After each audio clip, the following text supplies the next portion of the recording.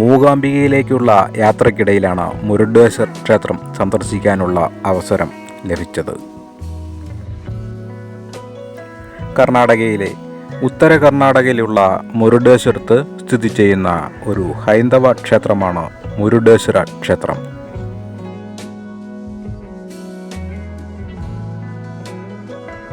അറബിക്കടലിന് സമീപമുള്ള കന്ദകഗിരി എന്ന ചെറിയ കുന്നിൻ മുകളിലാണ് ഈ ക്ഷേത്രം സ്ഥിതി ചെയ്യുന്നത്.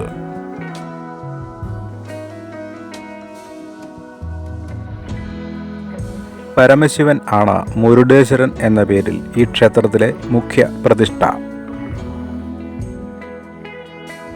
ക്ഷേത്ര സമീപത്ത് പണികഴിപ്പിച്ചിട്ടുള്ള 123 അടി ഉയരമുള്ള ശിവപ്രതിമയ്ക്ക് ലോകത്തിലെ ഉയരമേറിയ ശിവരൂപങ്ങളിൽ വെച്ച് 2ാം സ്ഥാനമാണുള്ളത്. ക്ഷേത്രത്തിന് മുൻഭാഗത്തായി 20 നിലകളോടുകൂടിയ രാജഗോപുരവുമുണ്ട്. ഇതിൻ്റെ 18 നില വരെ ലിഫ്റ്റിൽ യാത്ര ചെയ്യാനാവും.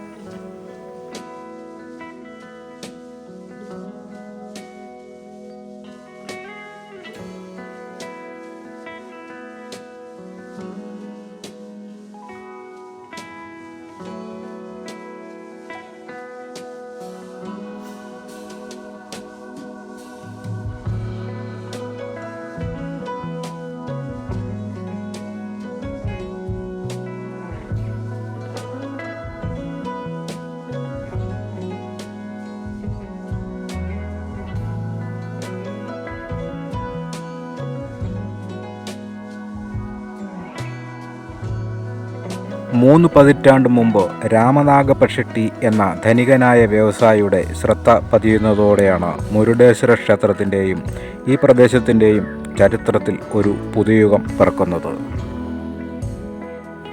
തദ്ദേശവാസിയും ക്ഷേത്രവുമായി മുൻപ് തന്നെ ആത്മബന്ധമുണ്ടായിരുന്നയാളും നിർമ്മാണ രംഗത്തെ പ്രമുഖനുമായിരുന്നു രാമനാഗപ-ഷെട്ടി.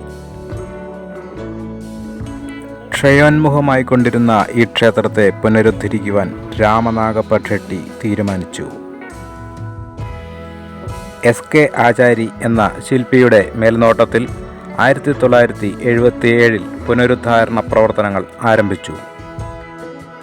പിന്നീട് പത്മാസനത്തിൽ ധ്യാനത്തിൽ മുഴുകിയിരിക്കുന്ന ചതുർബാഹുവായ പരമശിവന്റെ കൂറ്റൻ ശില്പവും 20 നിലകളുള്ള രാജഗോപുരവും ഷെട്ടി തന്നെ മുൻകൈ എടുത്ത് പണിയിപ്പിച്ചു. 123 അടി ഉയരമുള്ള ശിവന്റെ ശില്പം ഷിമോഗ സ്വദേശിയായ കാശിനാഥിന്റെ നേതൃത്വത്തിലുള്ള ഒരു സംഘം ശില്പികൾ കോൺക്രീറ്റിൽ തീർത്തതാണ്. 249 അടി ഉയരമുള്ള രാജഗോപുരം ഏഷ്യയിലെ തന്നെ ഏറ്റവും വലിയ ഗോപുരമാണ്. തമിഴ്നാട്ടിൽ നിന്നുള്ള ശില്പികൾ നിർമ്മിച്ച ഈ ഗോപുരത്തിൻ്റെ കവാടത്തിൽ 2 ഗജവീരന്മാരുടെ ശില്പങ്ങളുമുണ്ട്.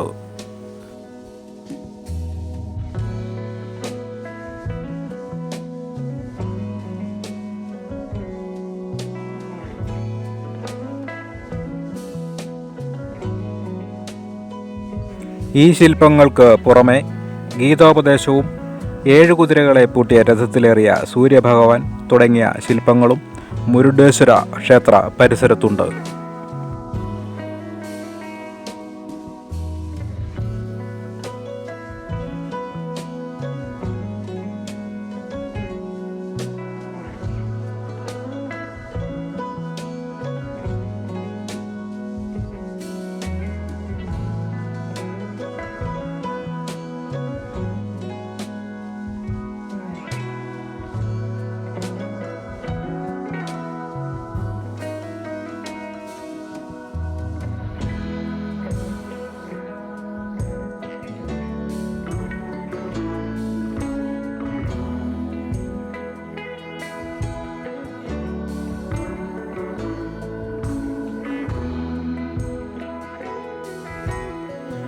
ഐതിഹ്യം അനുസരിച്ച് ത്രേതായുഗത്തിൽ ദേവന്മാരെ പോലെ അമരത്വം നേടുന്നതിനായി ലങ്കേശ്വരനായ രാവണൻ ആഗ്രഹിച്ചു. ദേവഗണങ്ങൾക്ക് ഇത് സാധ്യമായത് ശൈവപ്രതീകമായ ആത്മലിംഗത്തെ പൂജിക്കുന്നതുകൊണ്ടാണെന്ന് മനസ്സിലാക്കിയ രാവണൻ ആത്മലിംഗത്തെ സ്വന്തമാക്കാൻ ആഗ്രഹിച്ചു. തീവ്രമായ പ്രാർത്ഥനകളിലൂടെയും പൂജകളിലൂടെയും പരമശിവനെ പ്രസാദിപ്പിക്കുവാൻ സാധിച്ച രാവണൻ ശിവൻ പ്രത്യക്ഷപ്പെട്ടപ്പോൾ വരമായി ആത്മലിംഗം ആവശ്യപ്പെട്ടു. അപ്രകാരം ആത്മലിംഗം രാവണന് വരദാനമായി നൽകിയപ്പോൾ അത് ലങ്കയിലെത്തി യഥാസ്ഥാനത്ത് സ്ഥാപിക്കുന്നതുവരെ മറ്റൊരിടത്തും നിലത്ത് വയ്ക്കാൻ പാടില്ല എന്നൊരു കർശന നിർദ്ദേശവും കൂടി നൽകി. ഈ സംഭവം അറിഞ്ഞ നാരദമുനി സ്വതേ അഹങ്കാരിയായ രാവണൻ ആത്മലിംഗം കൈവശപ്പെടുത്തിയതിൽ ആശങ്കാകുലനാകുകയും മഹാവിഷ്ണുവിൻ്റെയും ഗണപതിയുടെയും സഹായം അപേക്ഷിക്കുകയും ചെയ്തു. സൂര്യാസ്തമയത്തോടനുബന്ധിച്ചുള്ള പൂജാകർമ്മങ്ങളിൽ വളരെ നിഷ്ഠ പുലർത്തിയിരുന്ന വ്യക്തിയാണ് രാവണൻ എന്നു മനസ്സിലാക്കിയ ഗണപതി ആത്മലിംഗം വീണ്ടെടുക്കാനൊരു ഉപായം കണ്ടെത്തി. ആത്മലിംഗം കൈകളിൽ വഹിച്ചുകൊണ്ട് രാവണൻ ഗോകർണത്ത് എത്തിയപ്പോൾ മഹാവിഷ്ണുവിൻ്റെ മായയാൽ സൂര്യനെ മറച്ചു അസ്തമയ ഛായ സൃഷ്ടിച്ചു. പ്രതീക്ഷിച്ചതിലും വേഗം അസ്തമയം ആയെന്ന് ധരിച്ച രാവണൻ ആത്മലിംഗം കൈകളിൽ വെച്ചുകൊണ്ട് തൻ്റെ പൂജകൾ നടത്തുവാൻ കഴിയാതെ വിഷണ്ണനായി. ഈ അവസരത്തിൽ ഗണപതി ഒരു ബ്രാഹ്മണ ബാലൻ്റെ രൂപത്തിൽ അവിടെ എത്തി വിശ്വസ്തനായി തോന്നിയ ആ ബ്രാഹ്മണ ബാലനോട് പൂജകൾ നടത്തി താൻ തിരികെ വരുന്നതുവരെ നിലത്ത് വയ്ക്കാതെ കൈകളിൽ തന്നെ വഹിച്ചുകൊള്ളണമെന്ന അഭ്യർത്ഥനയോടെ ആത്മലിംഗം രാവണൻ കൈമാറി.